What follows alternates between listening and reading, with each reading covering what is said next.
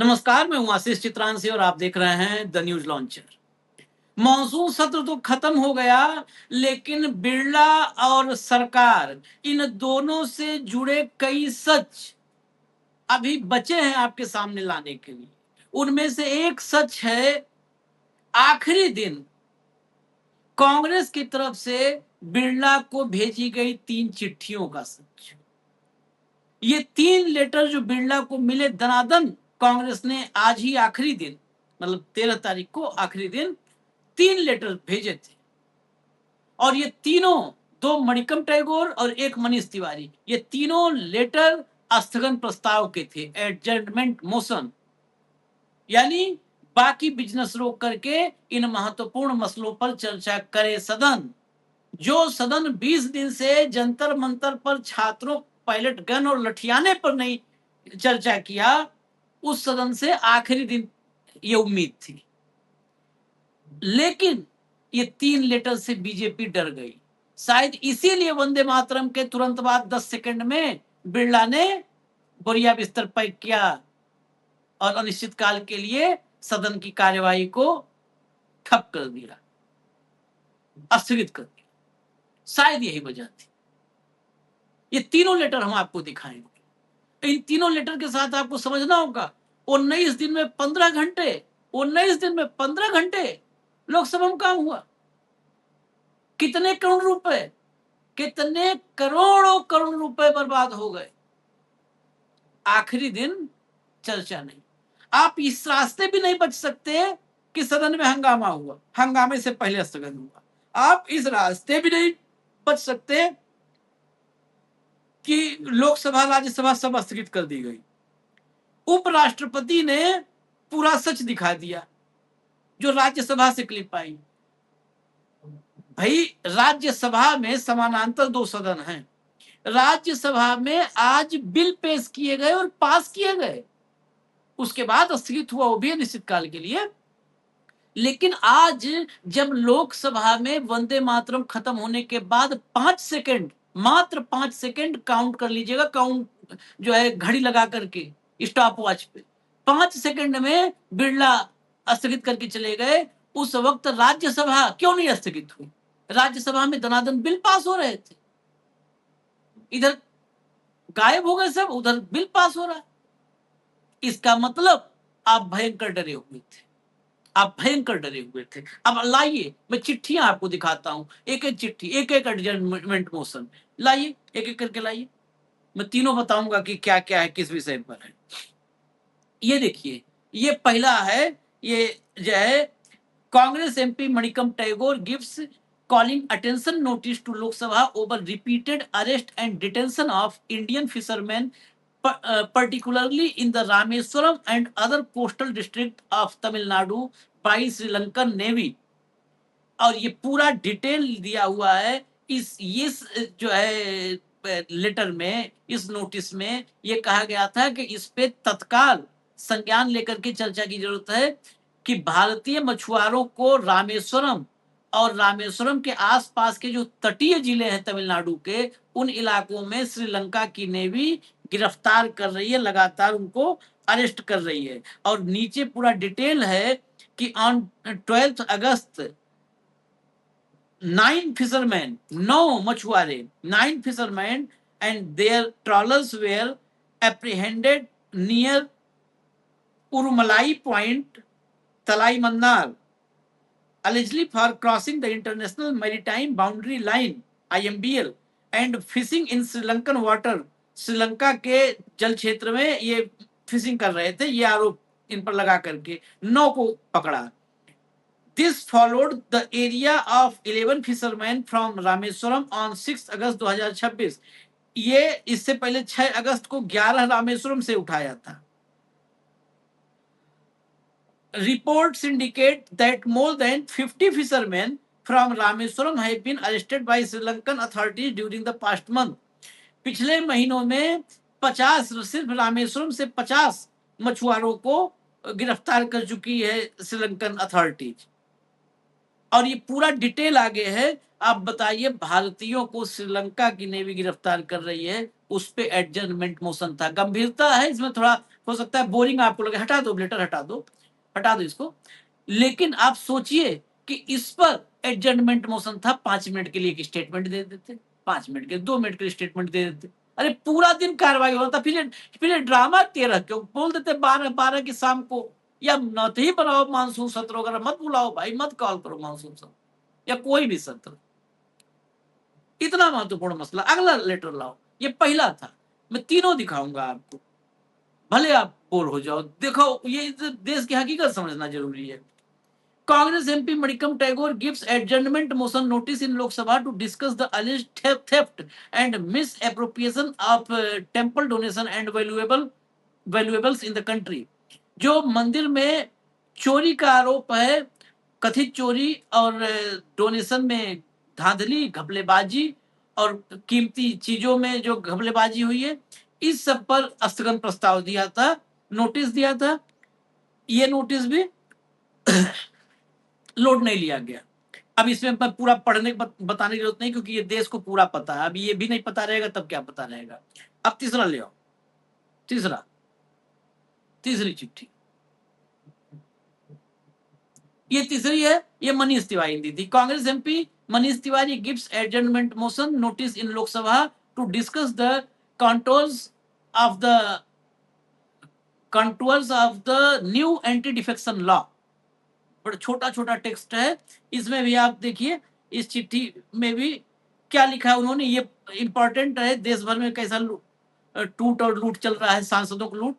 Sir, I hereby give notice of my intention to ask for leave to move a motion for the adjournment of the business of the house for the purpose of discussing a definite matter of urgent importance, namely I move that this house do suspend question hour, 0 hour and all other listed business of the day to discuss the contours of a new anti-defection law that proscribes mass political defection driven by opportunism and bereft of the any genuine ideological or policy differences, while simultaneously providing space for honest and critical dissent both inside and outside parliament and legislature. I therefore urge the government to adjourn the business for today and allow a full discussion on this matter of urgent importance। इसमें था कि इस पर चर्चा की जाए कि कैसे अवसरवाद के चक्कर में, मतलब मौका फायदा उठाना, पैसा, लालच, धमकी, इस सब में पार्टियों तोड़ने का खेल चल रहा है। ये 3 चिट्ठियां थी। इन 3 चिट्ठियों के बावजूद स्थगित हो गया सदन।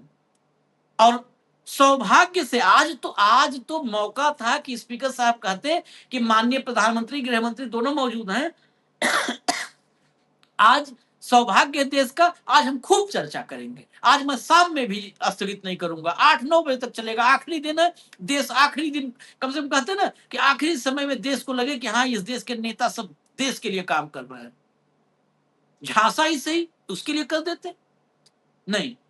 और रिजिजू ज्ञान बांट रहे हैं कि विपक्ष ने चर्चा नहीं होने दी। अरे किसने नहीं, 3 चिट्ठी थी, किसने रोका था? रिजिजू सुनाओ, किसने रोका था? सुनिए जरा इन सबको, पाखंड। मॉनसून सेशन आज समाप्त हो गए हैं। हम 2 तरीके से देखते हैं। बिजनेस के दृष्टि से बहुत अच्छा सेशन रहा। कुल 12 बिल्स हमने पारित किए हैं। चर्चा की दृष्टि से अच्छा नहीं हुआ है।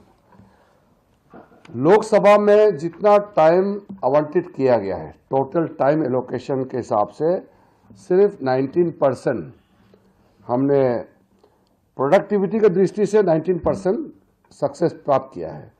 राज्यसभा में 39%।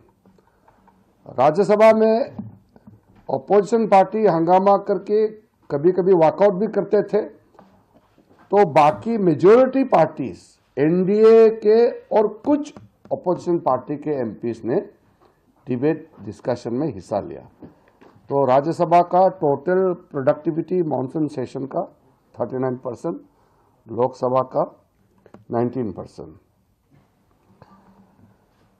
एक बिल सिर्फ चर्चा हो पाई लोकसभा में, जो prevention of unfair means, examination में जो पेपर लीकेजेस का घटना होते हैं, लोग छुप छुप के पेपर भेजते हैं एग्जाम के या खरीदते हैं, या ऐसे कई राज्यों में देश भर में घटना हुए हैं, उसको लेकर के कड़ा कानून जो पारित किया गया है इस सत्र में, वो है public examination prevention of unfair means act जो बना है।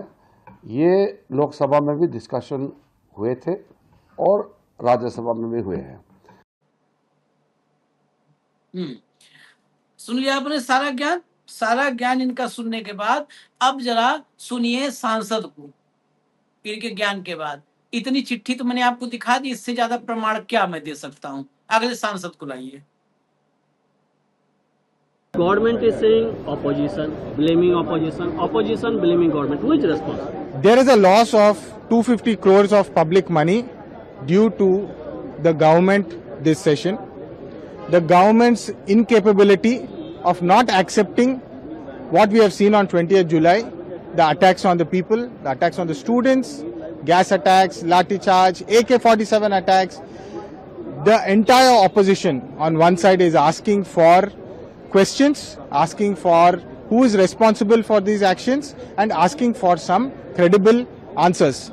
But we are seeing today, unfortunately, there are two sides in the House. One is of the RSS ideology, one is of the Andhbhakt ideology, as Rahul Gandhi ji presented rightly in this session, and the other side is the Deshbhakt. We are trying to ask questions, we are trying to keep the government accountable, we are asking valid questions and raise the voice of the people of our country in the House. But unfortunately, this House is not running. The government is only trying to bulldoze. It is only trying to push its bills, push the bills which are against the people of India, against the Gen Z of India.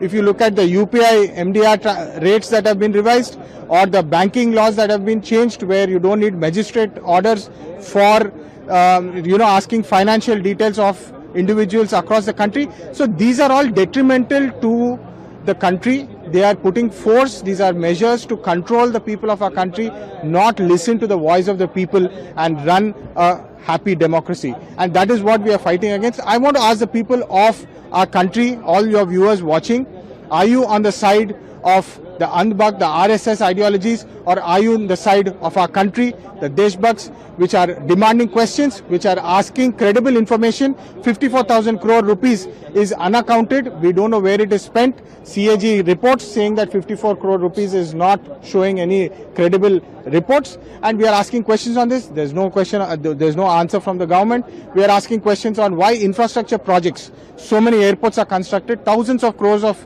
investment on airports. Within 6 months, the whole airport roof collapses, the whole airport is flooded. You talk about the national highways. Within 6 months of inauguration, the road itself is peeling off. There are potholes across the roads. So we from the opposition are asking the people of India's questions. We need accountability. Jai Hind, Jai Bharat. सब गिनवा दिया ना पूरा। अब ऐसा नहीं है कि बहुत नोन फेस है, इसीलिए मैं छांट के वो बाइट लाया हूं जिसमें आपको फैक्ट और इंफॉर्मेशन मिले, जिससे इनकी हकीकत पता चले। इस सांसद ने एक 250 करोड़ रुपए जिस देश में मिड डे मील में पानी में भात सान के खा रहे हो बच्चे, वहां 250 करोड़ रुपया सब फूंक डाले हैं। बंद करो ऐसा संसद, बंद करो, तार लटका दो ऐसे संसद पर। ये तमाशा करने के लिए संसद थोड़ा ना बाबा साहेब ने और नेहरू ने सोचा होगा। पटेल ने इस संसद को तमाशा करने के लिए ऐसा संसद सोचा रहा होगा। पटेल का नाम लेते हो अपनी जुबान से, तमाशा बनाकर रख दिया पूरे देश। अगली बाइट लाइए। बर्बाद कर दिया सरकार ने। चर्चा के लिए मान जाती शुरू में, दो ही चीजें तो थी, एक चंदा चोरी थी और दूसरा स्टूडेंट्स पे जो पैलेट गन्स चले थे। अमित शाह जी को बताना चाहिए, क्या उनकी जानकारी में था तो गलत था, नहीं करना चाहिए था। उनकी जानकारी में नहीं था तो उनका कंट्रोल नहीं है मिनिस्ट्री के ऊपर। दोनों विषय पर उनको जाना चाहिए। सर, जो लास्ट में ये कहा गया होम मिनिस्टर की तरफ से भी कि मैं बोलूँगा, या फिर पार्लियामेंट्री अफेयर्स मिनिस्टर की तरफ से बोला गया कि ऑपोजिशन जो है वो आए, रेडी हो जाए। देखिए, पार्लियामेंट्री अफेयर्स मिनिस्टर की तो बात ही मत करिए। क्योंकि वो पार्लियामेंट्री अफेयर्स मिनिस्टर है ही नहीं, मूर्ख है वो। Little knowledge is worse than no knowledge, और उसका लिटिल नॉलेज है जो खराब कर दे रहा है। पार्लियामेंट्री अफेयर्स मिनिस्टर जो है वो सेतु की तरह होता है, इज लाइक अ ब्रिज। सत्ता पक्ष, विपक्ष, दूसरे जो इंडिपेंडेंट्स, उन लोगों से मिलकर बात करके संसद को चलाता है। ये तो उल्टा आके गालियां देना शुरू कर देता है। ये कैसा पार्लियामेंट्री अफेयर्स मिनिस्टर है? ये तो बेवकूफ है, निरा बेवकूफ है। जिस टहनी पे बैठा उसी को काट रहा है, जिस टहनी को इसने देखनी है, जिस पार्लियामेंट सदन को देखना है, उसी को काट रहा है। ये वहां के संविधान काट रहा है। और अमित शाह जी क्या आके बोलेंगे? हमने तो चर्चा शुरू में ही मांगी थी।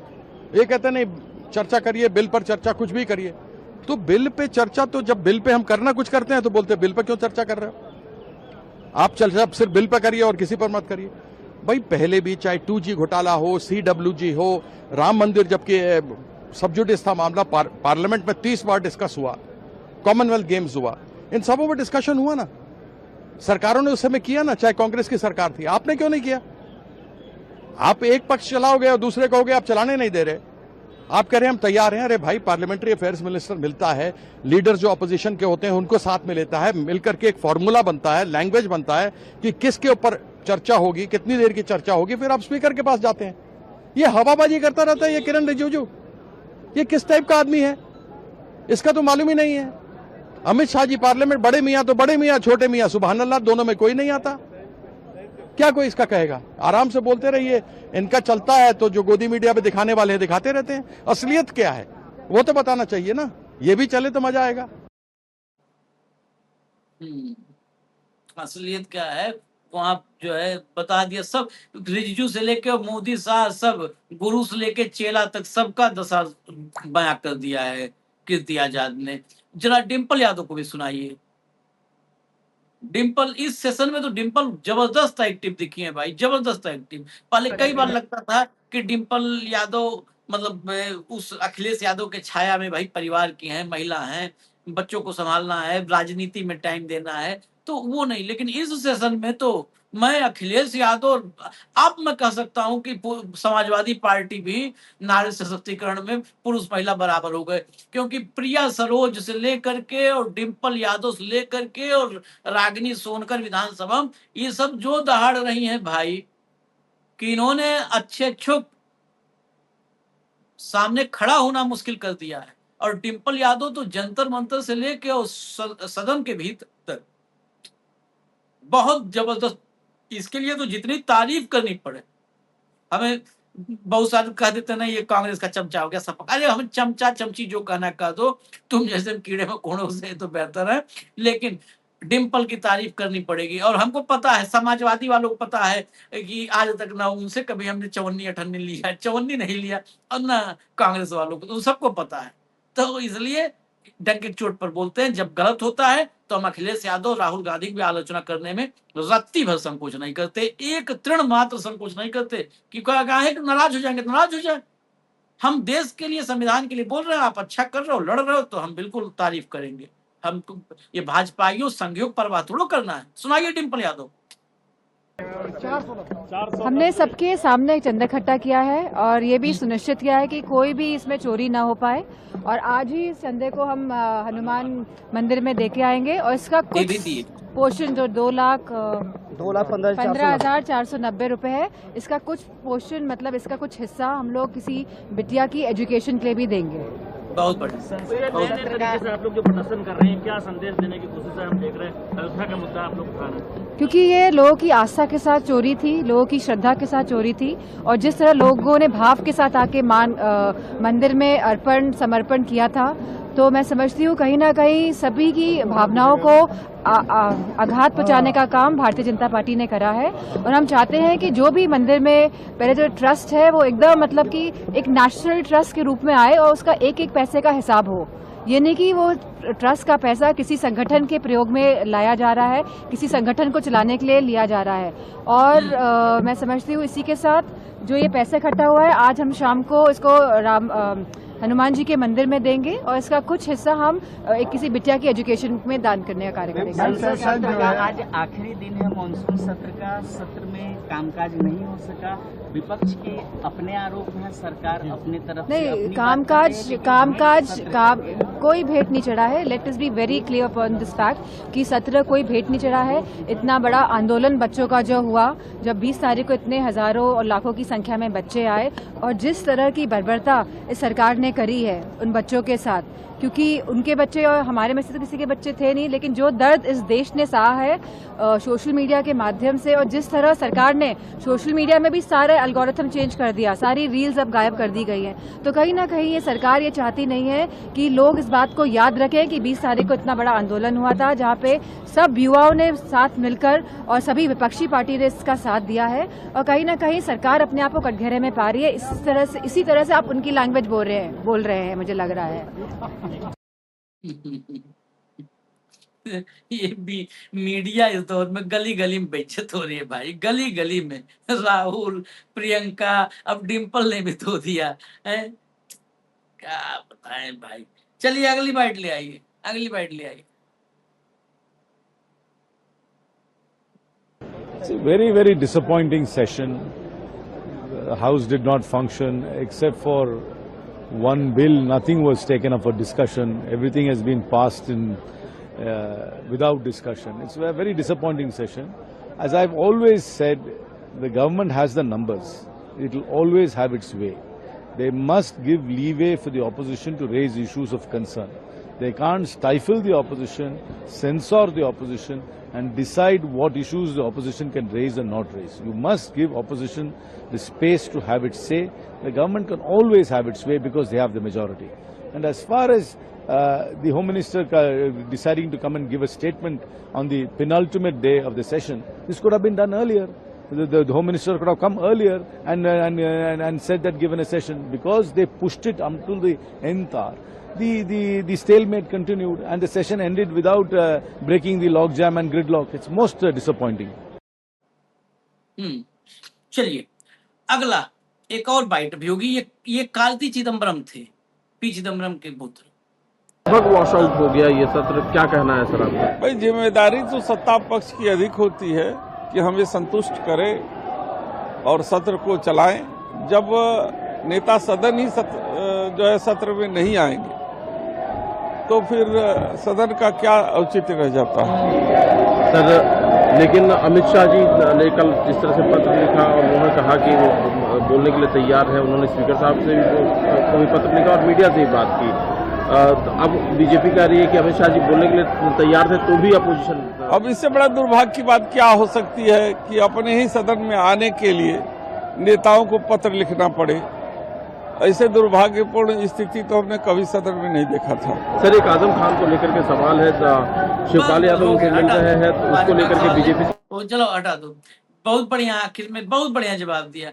ये सब पत्रकार घूम फिर के विपक्ष से के बाद अमित शाह कह रहे थे मैं तैयार हूं। अरे तो आप तैयार हैं तो क्या ब्यूटी पार्लर से एक आदमी बुलाना पड़ेगा मेकअप के लिए?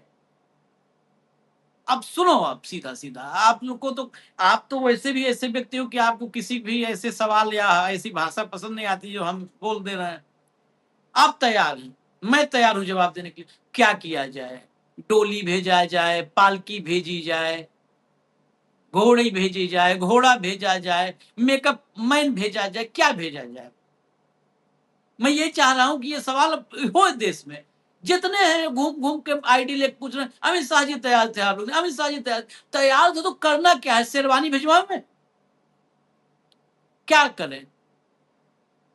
गजब हाल है। तैयार थे तैयार थे तैयार थे। अरे सदन है, आप तैयार थे तो क्या करेंगे? कोई गोदी उठाने जाएगा या पालकी में लेके आएगा? सर आप तैयार हो तो आओ। सदन में आए थे, वंदे मातरम हुआ, उसके बाद कहते कि मैं जवाब देना चाहता हूं। आज पूरा दिन की कार्रवाई होनी थी, आपके सामने स्थगित हो गया। पूरे देश को मूर्ख समझ रहे हैं आप लोग, झांसा दे रहे हैं आप। चलिए इजाजत दीजिए हमें, आप झांसा देते रहिए, लेकिन हम जितना झांसा है सब झांसे पर से हटाते रहेंगे नकाब। हमें इजाजत दीजिए, नमस्कार।